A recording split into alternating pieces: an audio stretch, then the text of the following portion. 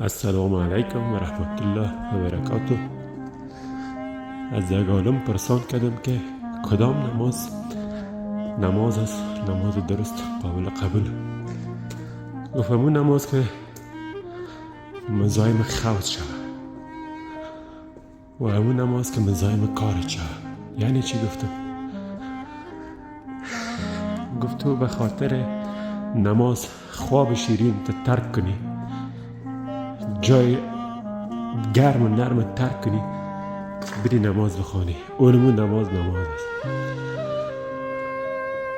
تو به خاطر نماز کارت ترک کنی، نه ای که تو فرصت پیدا کردی باز در وقت ای نماز بخونی که یا قضا شده باشه یا وقتش نباشه.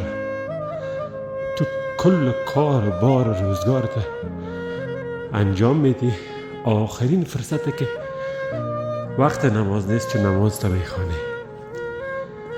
نمازی که مزاحم کارت گفت نشه، مزاحم خوت نشه، نماز میخونی ولی درجه نداره، درجهش پایان است، درجهش ضعیف است.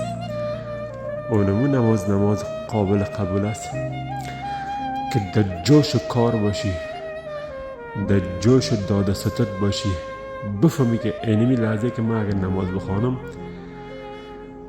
دست کار میمانم، اونمی لحظه نماز تا بخوانم. اگر 5 ساعت 1000 افغانی هم تو تاوان میکنی، تایم نماز مشخص است، در تایمش نماز تا بخوان، نه ای که تو فرصت پیدا کردی بس اما تا یک دل نادل به عنوان یک عادت نماز تا باز بخونی.